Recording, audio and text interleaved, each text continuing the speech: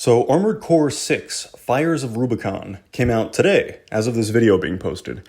And I've already had a chance to try it. I've done a few missions, and I'm liking it a lot so far. It's really fun. I've been kind of hyped for this. So I have a personal friend who really knows this series and was excited for this series. And I have not been disappointed. I've never played a Armored Core game before, but I have played mech games before my whole life, even decades back. The mech genre I'm basically familiar with. So by that metric, I'm going to go ahead and say that this game is already really fun and totally satisfying all my expectations. Customization in any mech game is the crux, is the main thing that you're going to find enjoyable. You want to make this fighting machine suit your playstyle and be, this really cool thing that you built. It's really, that's, at least for me, and I think most people will agree, it's like the BattleBots aspect of it, that you can sit there and kind of look at this machine and then figure out something interesting and then prove that your theory is correct in combat. There's one stage where you're just in the garage and you're working on your robot, and it has these big open map worlds. You can basically fly.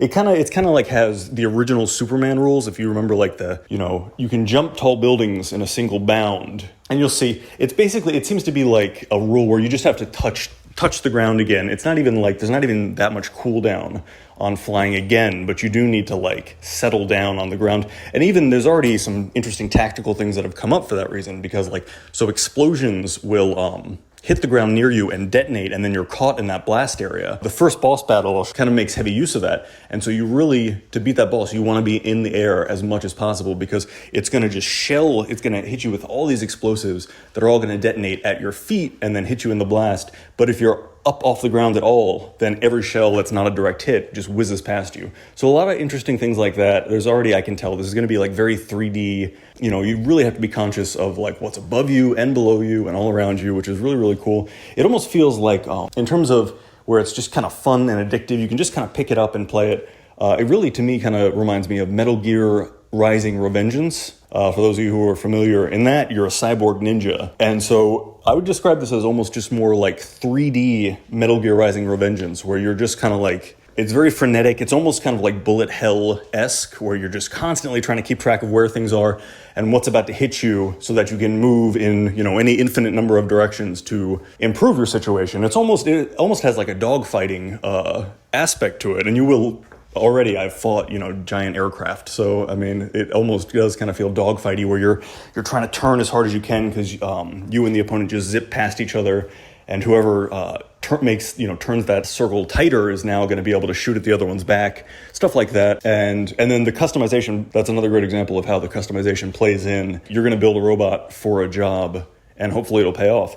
So that's all. I haven't even gotten that far. I did this with Fire Emblem, where on basically the first day I was like, oh, this game is so cool. And then after I'd played the whole game, I came back with complaints and other notes. So I'll probably do that with Armored Core 6. Armored Core 6. Let me get one more clean take on the whole title, because it's long.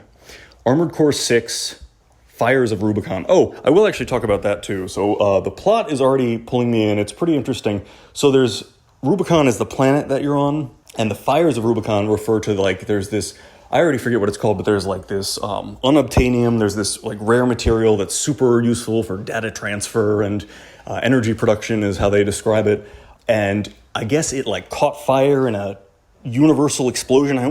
When they described it, I pictured a Halo ring detonation, where entire swaths of the universe were destroyed in this combustion reaction with this unobtainium material. God, that's killing me. What was it called? It was something that makes sense. It's going to bother me. Entire portions of the universe have been destroyed, and also humanity is scrapping desperately for what's left of this very rare material that has now mostly been destroyed in a huge universal or galactic chain reaction. Maybe that's a better word for it. So Rubicon is one of the places where this material still exists, and that is the premise of why we're all fighting each other in robots all the time. It is really cool. I'm really enjoying it.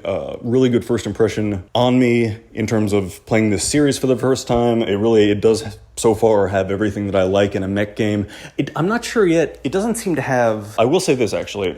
So my favorite mech games of all time have dismemberment. So you can get one leg blown up and shot off, and then your mech will hobble, or maybe it won't be able to move at all, but you'll still have your gun, so you could sit there immobilized but still shoot up at the sky and things like that. Your arm could get taken off and now you're missing one of your guns.